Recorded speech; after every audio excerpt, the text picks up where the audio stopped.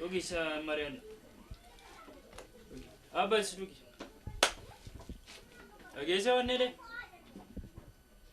Mage. Talli keessa hin bareedinu.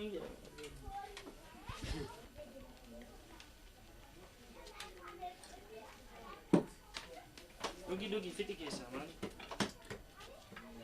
Deemuun gaba jireenya. Taa'ee dugi rakkinaan qabu. Jira kana.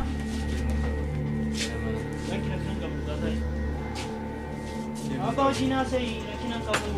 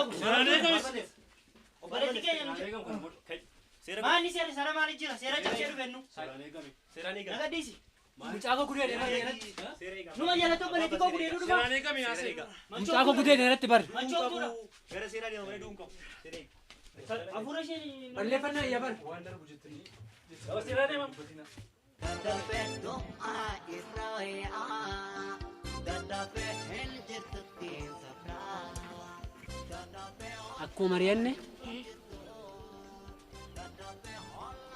gootanii ragaa baatu. Tole? Haa ta'u abbaa koo akkas hin jettaniin godha rakkinaan qaba. Tole. Yeroo nutti gaarti deemne wayyaa. Hin deemne balbala cufeeni hin deemne rakkinaan qaba. Deemaadhuma na eegaa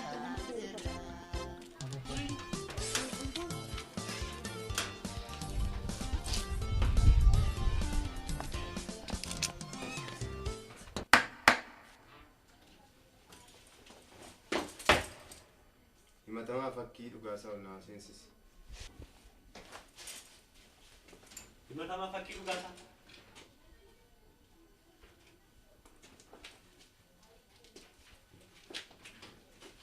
Guyyaa gaafa 19/4/2001 lakkoofsa galmee 304 mucayyoo Simalee Beekaa jedhamtu dirqisiisanii gudeeduudhaan himatamtee jirta. Gochi kun sirriidha? Dhugaa miti. Ragoota fakkii irratti dhiyaatan ol naa seensisi. Ragoolee fakkii irratti dhiyaatan gala.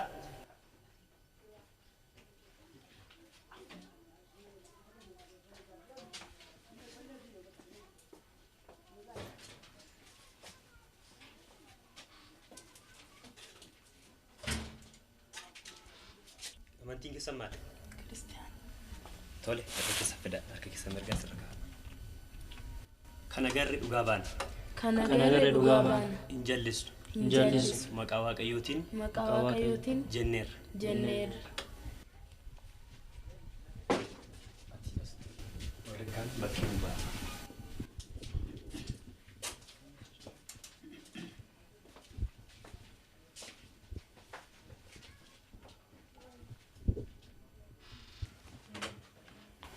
Tole, bakka kana waan dhuftaniif beektu?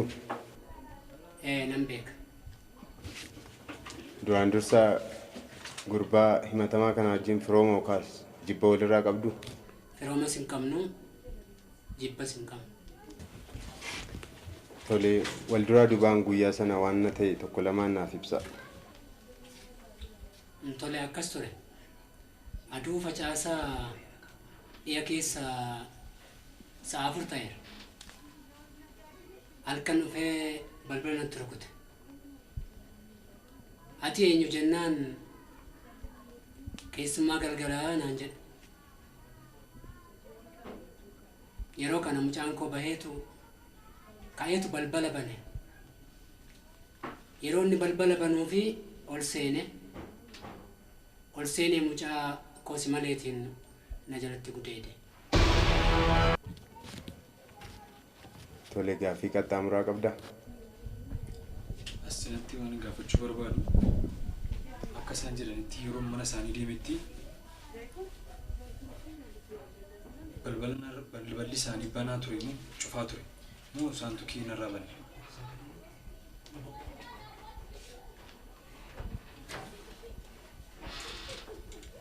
Tole halkan keessa sa'aatii 4 balballi koo cufaa ture.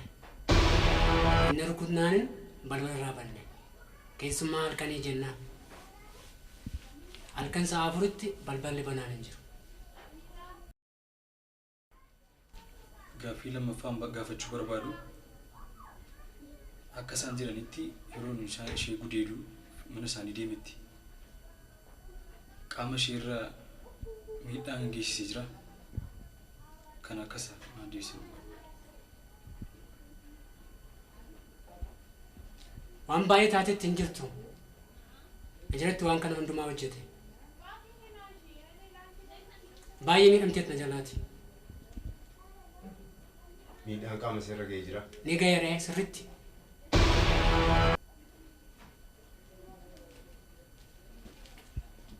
Tole lagaa lammataa seensisi.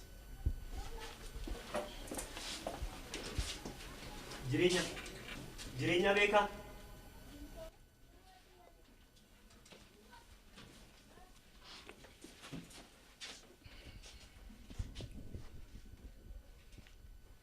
Tole bakka kana waan dhuftaniif beektu.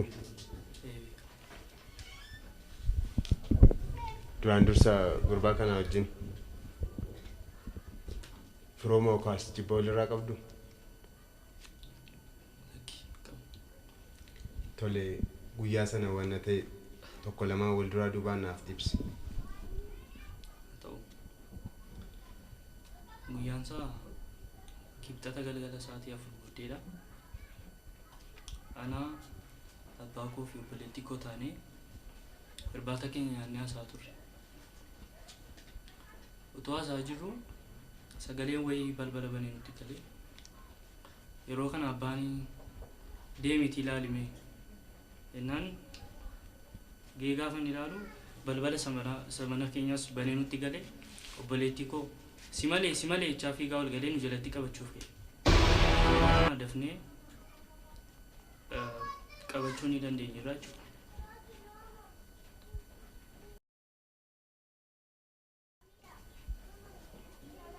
Gaaffii qaxxaamura qabda. Asinatti waan gaafachuu barbaadu jalqabuma yeroo mana isaanii deemu akka isaan jedhanitti balballi isaanii banaa ture moo cufaa ture moo eenyutu keenarraa bane?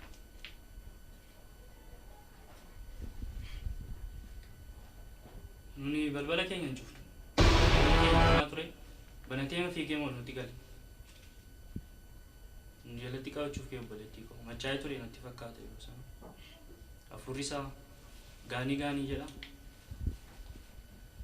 Fiigee moo dhufee nu jalatti qabachuuf balballi keenya hin cufamu jechuudha.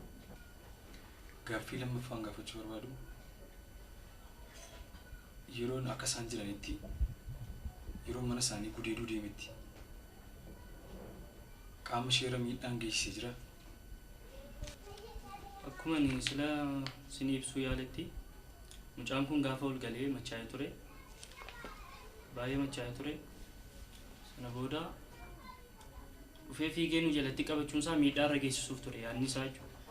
Garuu waaqaaf galatu gatii aanis abbaan koo mana jiruu fi obboleettii koo hambisachuu dandeenyeerra qaama ishee irra miidhaan ga'ee jiru.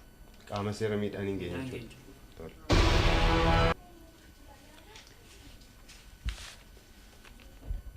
Ragaa sadaffaa si malee beekaa rincicaa onnaa seensisi. Si malee beekaa.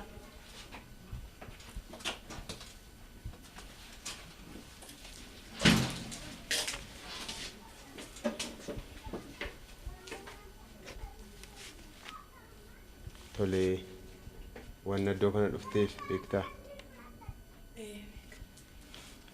Duraan dursaa gurbaa kana wajjin firooma yookaas jibba walirraa qabdu. Fakkiin jaalallee kooti. Tole wanta gaafatamtu tokko lama wal duraa duubaa naaf ibsi.